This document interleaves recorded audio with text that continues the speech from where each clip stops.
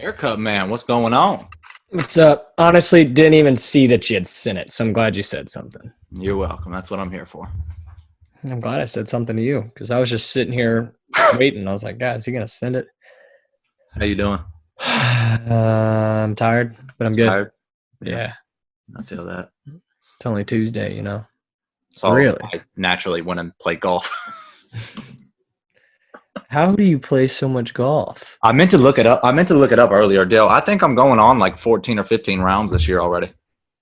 How would you look it up? I have an app that I use, and I put my scores in every time I play. It's not like the actual handicap app, or whatever that app is, but it's a free one that you can use. Nice. Pretty good. What's your average score right now? Oh, probably like 98. Say it to the viewers. Say it louder. 98. It's I'm getting better. I'm getting there. That's around my score, Asa.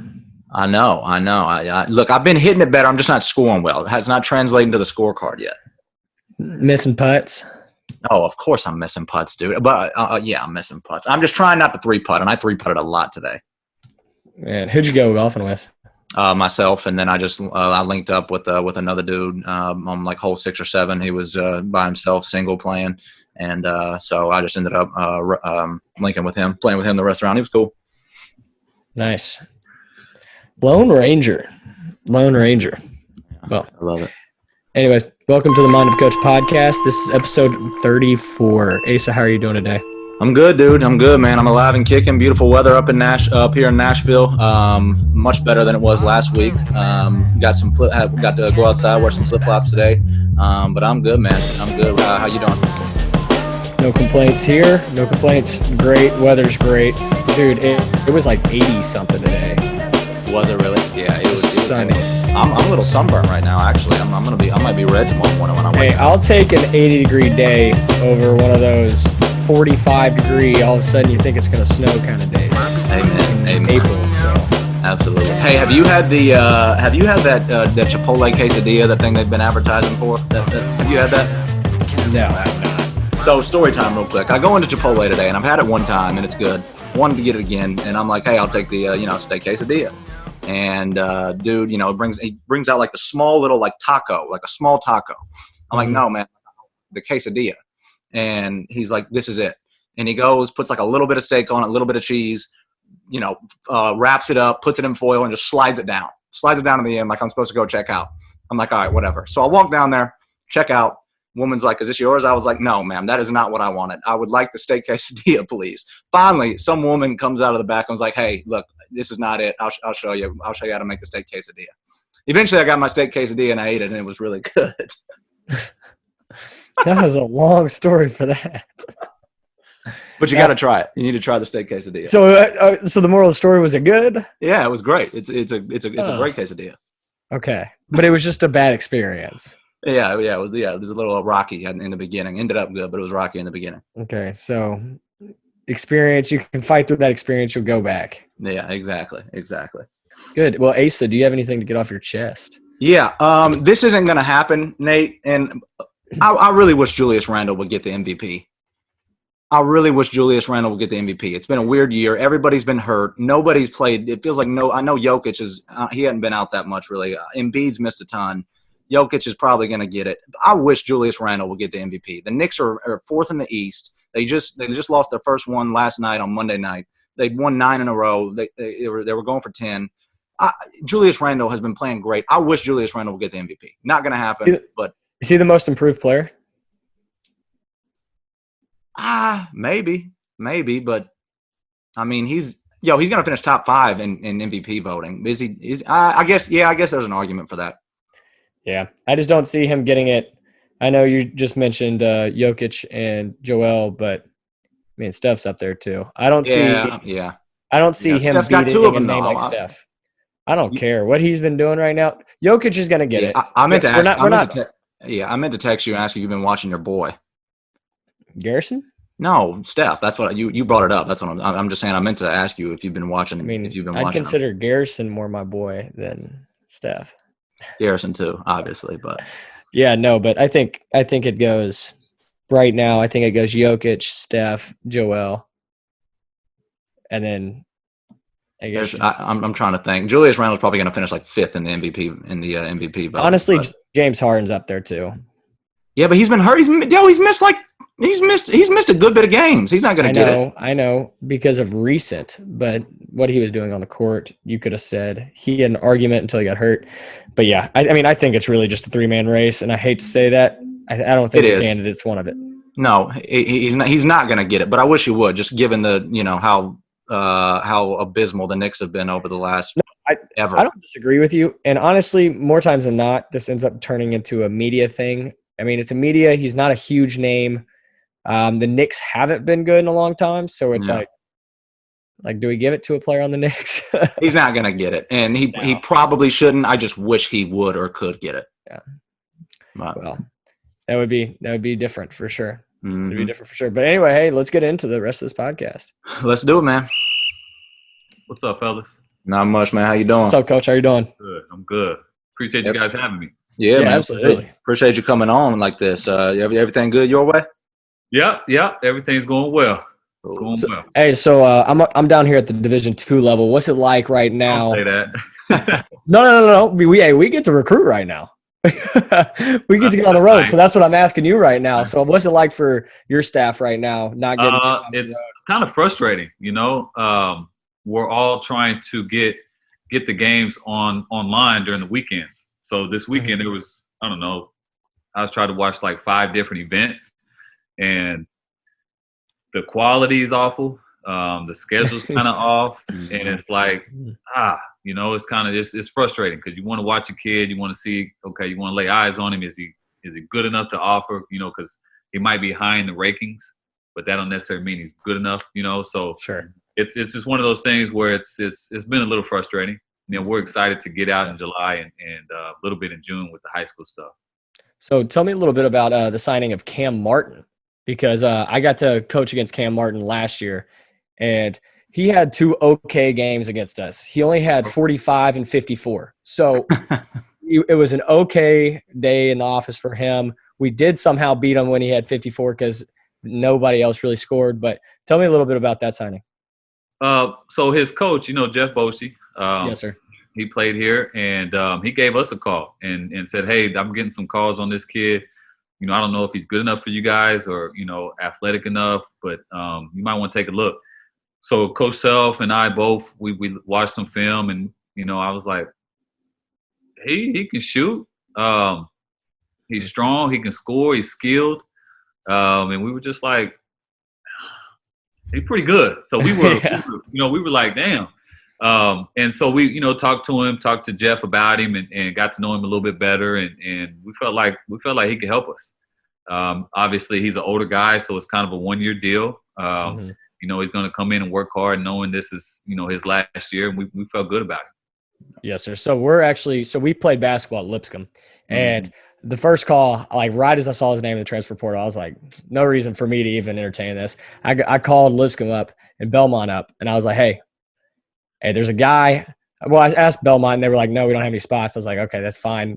But this was after I asked Lipscomb. I had to honor my Lipscomb roots first. So I called Lipscomb, and I'm like, Coach Eastrom, like, I think this guy is way above us, but like, you guys got to try to reach out and give him a call.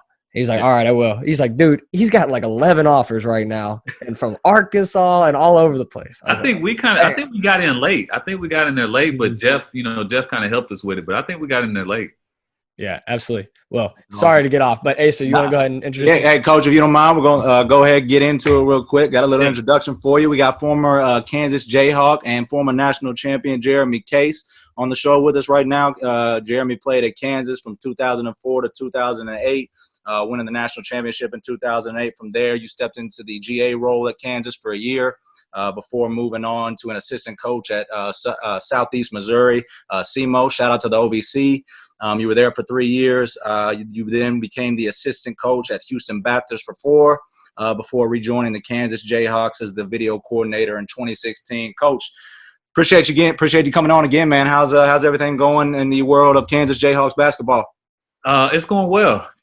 Right now we're kind of messing with the transfer portal and just trying to finish up our roster. I think we got one, maybe two to get, depending on how our two guys that are in the entered the NBA draft, how they doing the workouts and what they decide, so we may have to add two, but probably one more for sure. All right, so hey, I got a question for you. I'm the video coordinator at Tennessee State. You're the video coordinator at Kansas. Tell me, for me and for everybody else out there, can you describe your role for us and kind of the ins and outs, maybe the day in and day out, what you have to do, what your role looks like? Yeah, well, it kind of changes throughout the year. So off season, obviously, practice film, individual work. Get guys, if guys are working on the shot, get some clips of that, show them what they're doing wrong, show them what they need to be doing better, things like that. And then getting into the season is when things really ramp up. So opponent scouting, obviously self-scouting, making sure our coaches have all the film they need, making sure everything's cut up as far as offense, defense, or certain out of bounds plays, side out of bounds, things like that. That's all throughout the season. And on top of that is, recruiting. We have recruiting videos that we have to give to our coaches and make sure they have, if we're recruiting a point guard, we have to have, our best point guard videos, ready to go and updated, things like that. So throughout the season, it's pretty hectic as far as opponent scouting, self-scouting, that's full go, and that's a full-time thing. So that's a lot of hours during the season. I listened a little snippet of an interview you did, I guess, with American Ballers. So you committed to Roy when he was at Kansas, right? I did. And then I signed with him. Yeah. You signed, yeah. And so, wow. And then he leaves before you get there. Talk to me about that whole transition and what was going through your mind during that.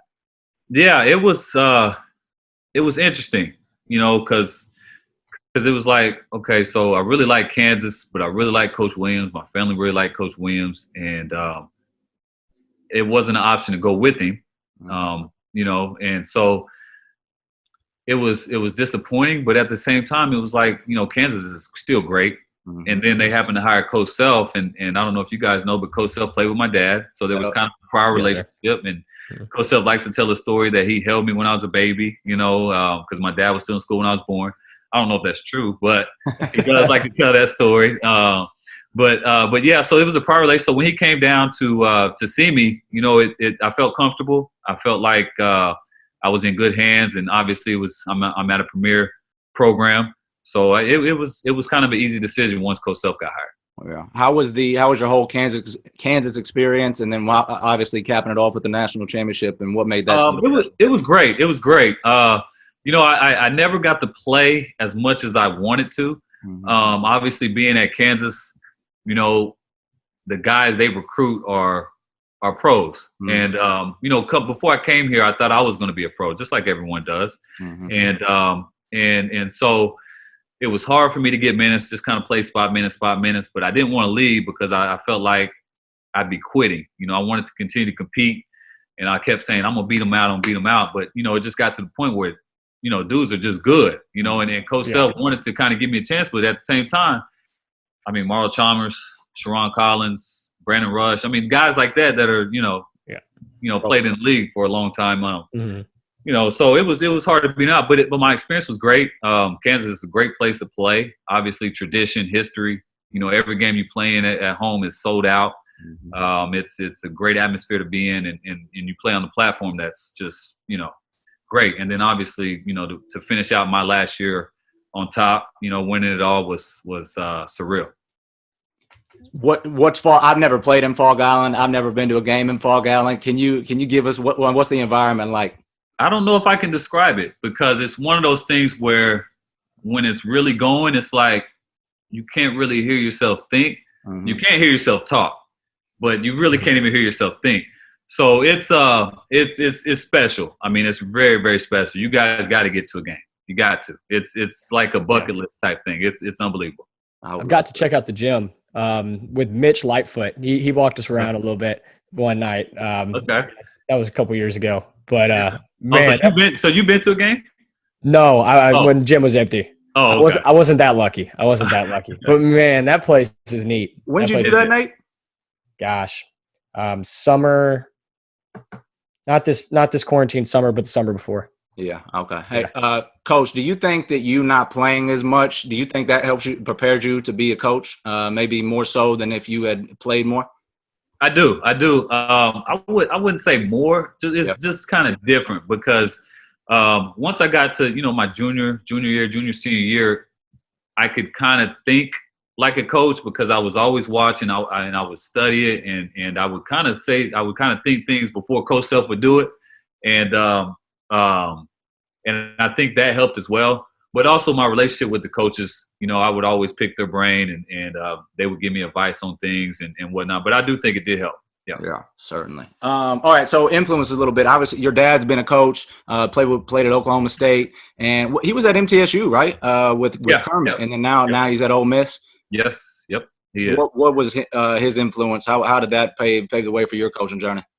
Coaching wise, he's always been pretty instrumental as far as that goes. He's been in business a long time and he kind of knows it, and he understands that one, it's a hard business to be in, and two, it's kind of all about who you know and relationships and networking. You can't network enough, and he's kind of put that in my mind, and so starting out, I was a GA for 1 year, barely a full year, and I got a full-time job at Southeast Missouri, which was great, and I honestly was it was kind of a rude awakening because I wasn't sure what to expect. Obviously, being at Kansas and going there is kind of from one spectrum to the other. Mm-hmm. And so it was tough, but it was a tough thing that I needed, to really understand how hard it is and how hard you have to work to be good in this business. Mm-hmm. What was one of the toughest things that just like woke you up when you got down there?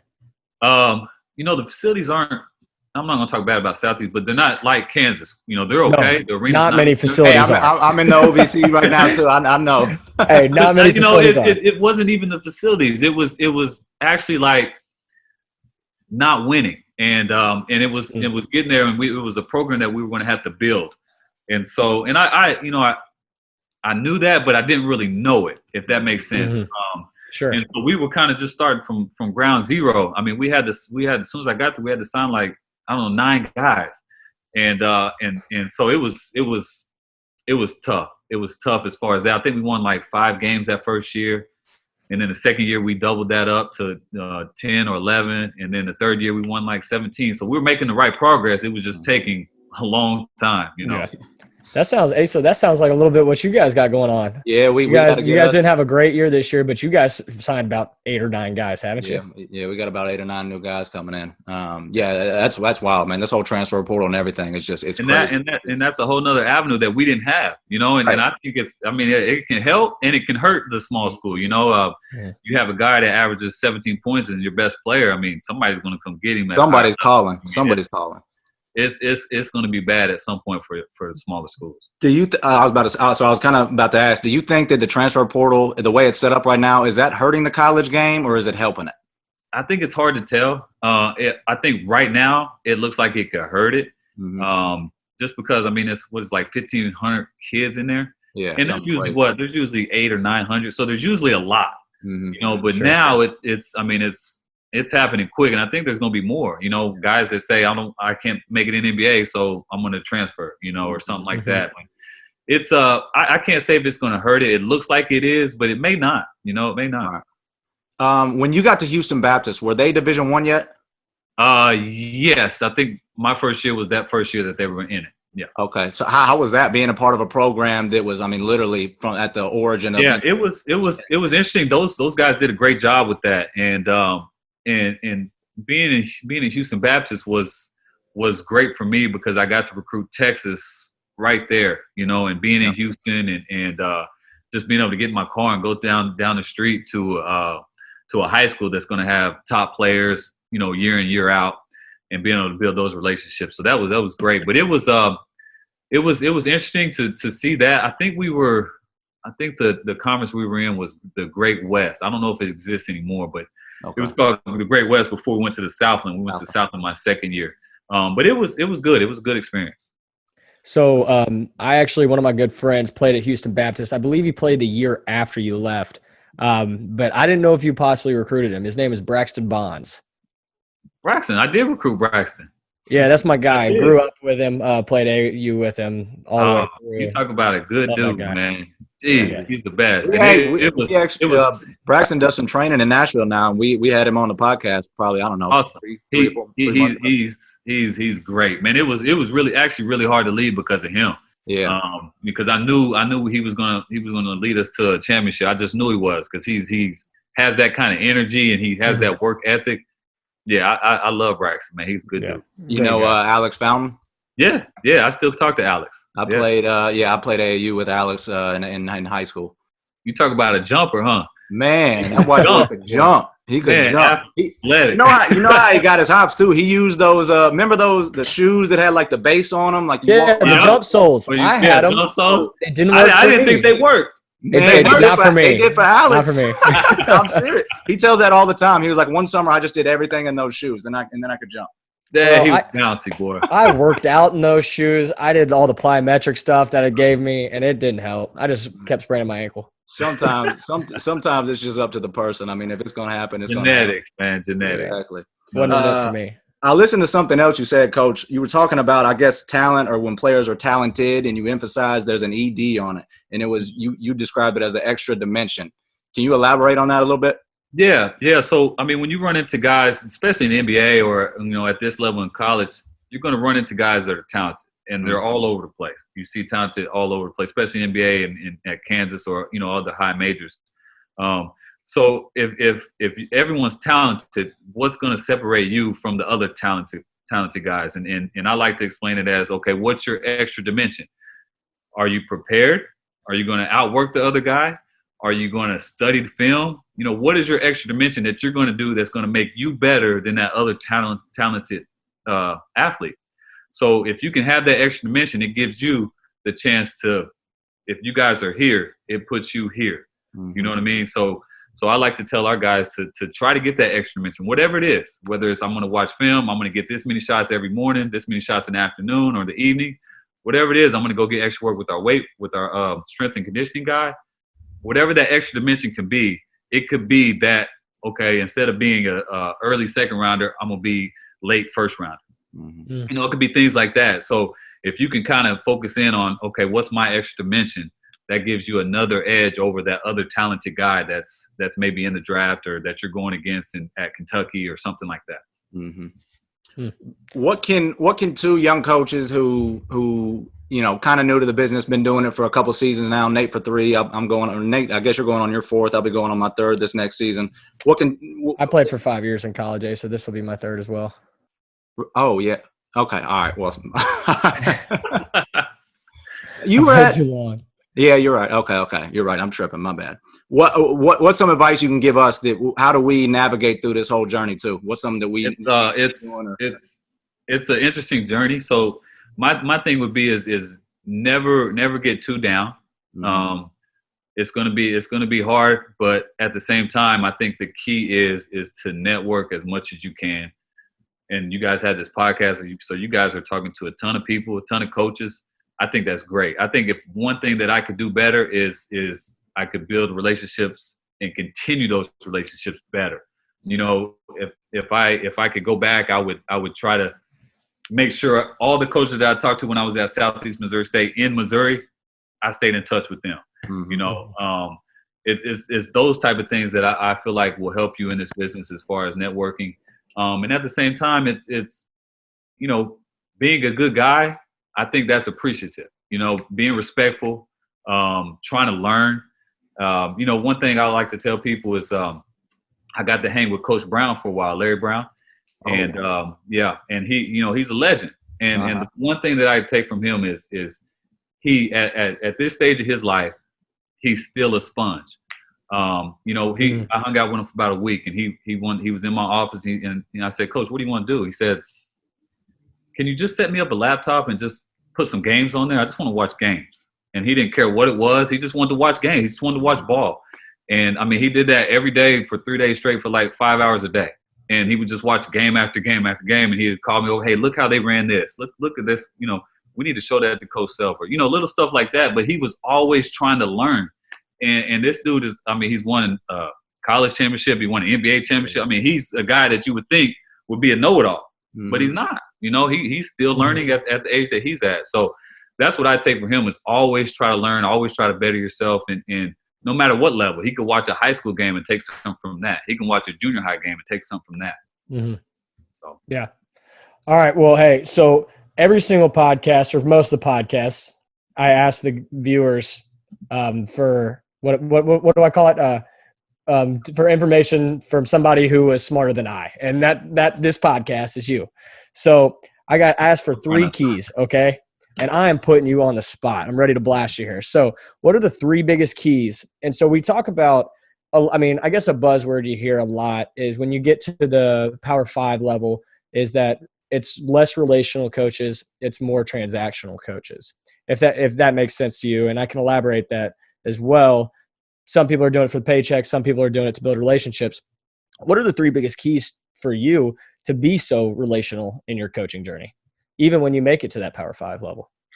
Well, I know there's levels and whatnot, but I don't, just because you're at a high level doesn't mean you should change who you are. You shouldn't change how you treat others. You shouldn't change, you shouldn't think you're better than somebody else just because you're at this level. I mean, at the end of the day, it's basketball. And, there's other ways to do it. And so it doesn't mean your way's right. It doesn't mean the other way's wrong. So I understand what you're saying, the higher level, whatnot, but I think if you keep those things in mind, then you'll be fine. Awesome. Oh no, I told you I was going to put you on the spot real quick. All right. Can you give us any, you got any good Bill Self stories you can give us? Within reason. Yeah. Well, yeah. I don't know. Coach Self is funny, man. He, you'd have to get back to me on that one. Let me think. All right. Yeah, let me think about it. Coach Self is he's a good dude, man, and he's a hard coach. He's going to coach you hard, but at the end of the day, his goal is just to get as much out of you as he can get to get you to that next level. If your ceiling's here, he's going to get you as closer to that ceiling as he can, if not above that. And that's what he puts his pride in. So he's going to coach you hard and try to get as much as he can out of you. Well, Coach, awesome. I'll tell you what, towards the end of the show, we like to have a little fun. You mind doing some rapid fire questions with us? Sure. Let's go. Sometimes they turn into not so rapid fire, but only 10 or 11 questions. That's it. Okay. So, all right, here we go. Have you ever gotten a technical as a coach? No. Ever been kicked out of a game as a player or coach? Yeah, I think I did get a tech. I was. Oh yeah. Yeah, I was coaching I was GA and I was coaching like a 8th grade team. Uh-huh. I got a tech, yeah. But the reffing was really, really bad. So. Always is. Yeah. That's no doubt. Okay. Ever dunked a basketball on a 10-foot rim? Yeah, too many times. Okay. You're up 3 at the end. You're up 3 at the end of a game. Do you foul or let it play out? Well, how much time is left? We'll say 7.5 seconds. I'm gonna say no. Okay. Leave your best player in with 2 fouls in the first half. No. Go for the tie. Go for the win. Home or away? Home. I'm gonna go for the win. You're not ever leaving your best player in with 2 fouls in the first half, no matter what? In the first half? In the first half. I don't see why. No? Okay. I mean, if we're getting our butts kicked, maybe. Makes sense. Maybe. Kansas, y'all got a lot of talent over there at Kansas. Y'all can go down the bench. I just feel like if I think we can keep it close and be okay, then I'm gonna take him out because I think I want him to play free with 3 fouls in the second half. That makes sense. Yeah, that's fair. But I mean, I think it's relative, Certainly. Yeah, sure. It's relative. Okay. Casual or professional on the sidelines? This year was wonderful. Casual. Wonderful. I agree. I'm with it. Early morning practice or evening or night practice? Early morning. Let's get out the way. If you could not coach basketball or be in the world of sports, what would you do? I'd be a lawyer. Oh, okay. Oh, wow. What field? Well, probably criminal. I'd like to. I'd probably be a prosecutor, and I'd like to be as a trial lawyer. I like to argue. I like to make my points.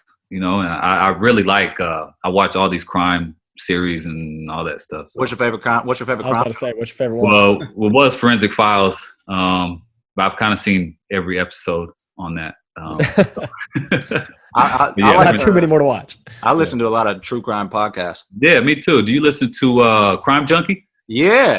I haven't listened to it in a while, but yes, yep. He's good. Them two are good. I like those. Crime. Yep. There's another one. Hang on, I may have to pull it up real quick. It's two women that do it. God, I'll think of it and I'll let you know in a little bit. But, Yeah, let me know. I need another one. yeah, for it's sure. good. I can pull it up here in a second. Okay. Where is it? My Favorite Murder. Yeah, I have that on my phone. Yeah. That's Yeah. a really. They're hilarious. Yeah, they're good. But I almost, and that's another, I didn't like how they laughed a little too much in it because Yeah. it is murder and things like that. Like, Right. okay, that's not real funny, but Yeah. it's good though. It's Yeah. good. That's true. I guess I maybe I shouldn't have phrased it that way. You play you play golf? I try. Can you break 100? Yep, I have before. I've never gotta- broke the 90s though. Okay, gotcha. 94 maybe is my lowest. Okay, But good. that Hey, happened. Yeah. big Right. golf podcast here too. Big golf podcast. Yeah. Okay. Should every team make the conference tourney? No. Why not? I mean, if there's like, say it's the ACC and there's 14 teams. I mean, that's to me. And there's a team that's, won 2 games, or something like that. I just, Mm-hmm. in the ACC, they only have to win 2 games to get to the finals.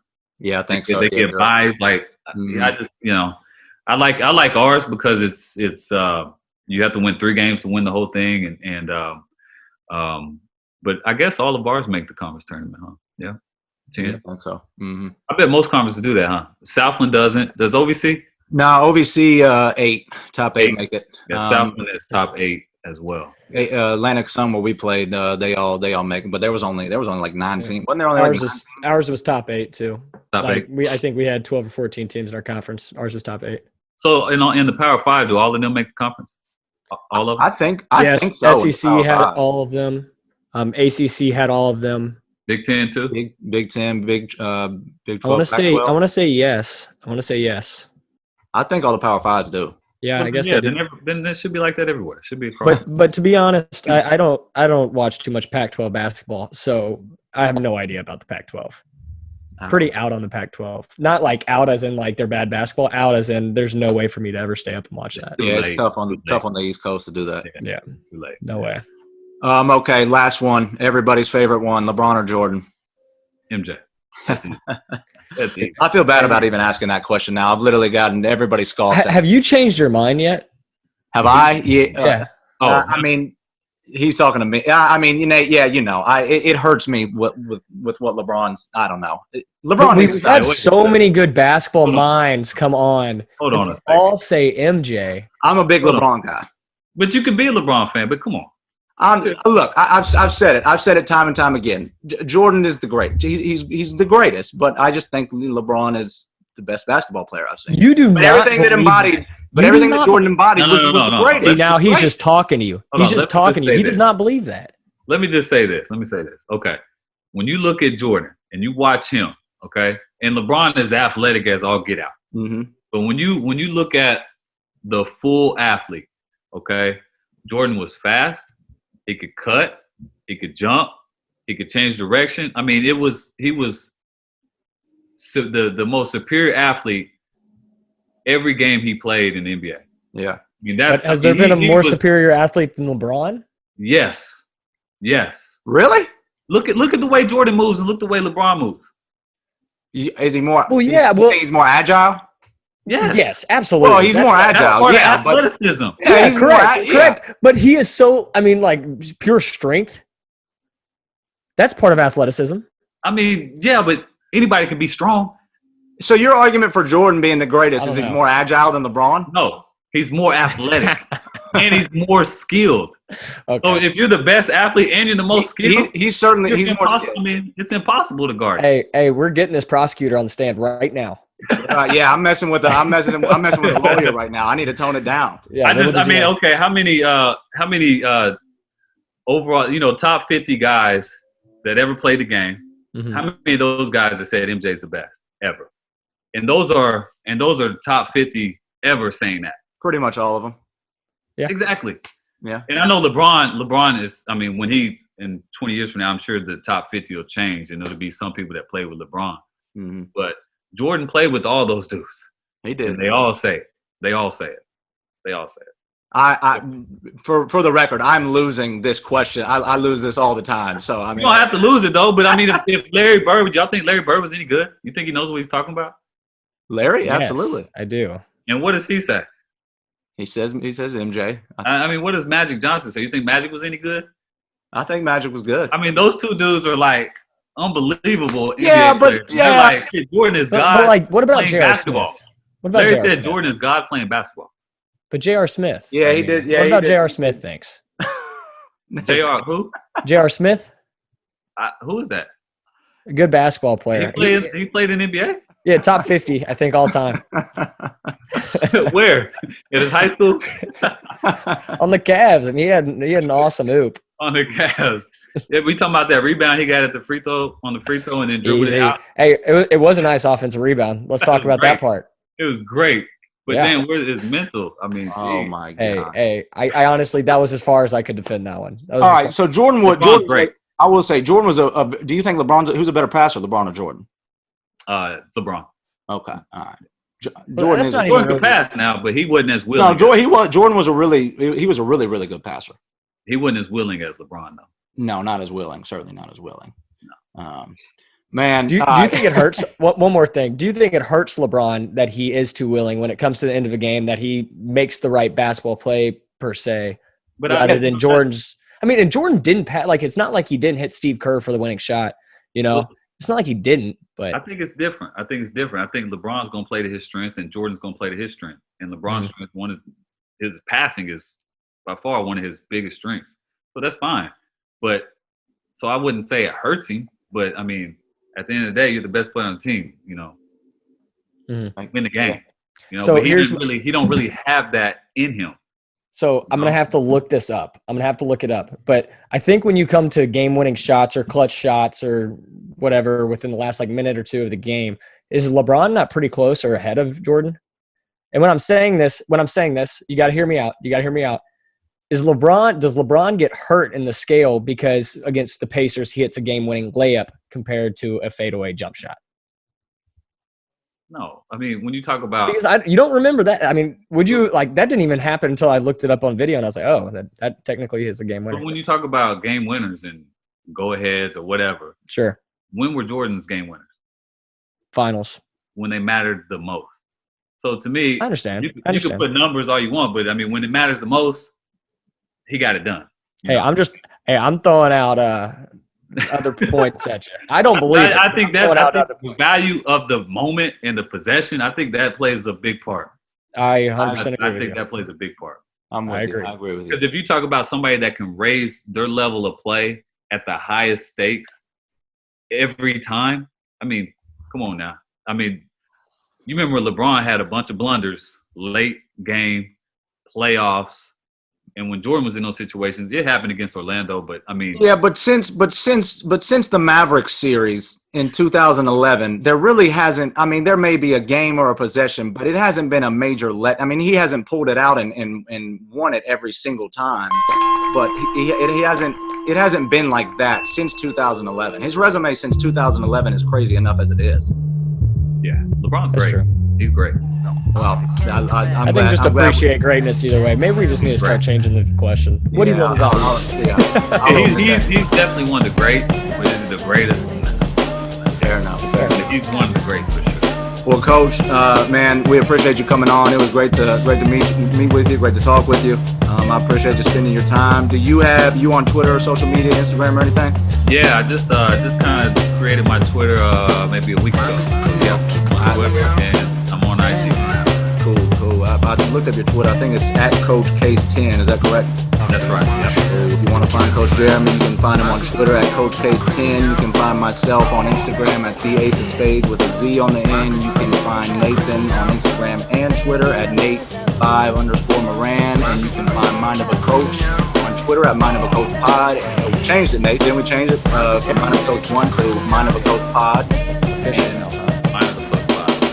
Coach Pod, yes sir, and then we'll be on also on Instagram at Mind of a Coach. Coach Jeremy, we appreciate you, man. Thank you again. Best of luck to you in the future. Best of luck to Kansas men's basketball next season, and we'll keep in touch, man. Talk to you soon. All right, appreciate it, guys.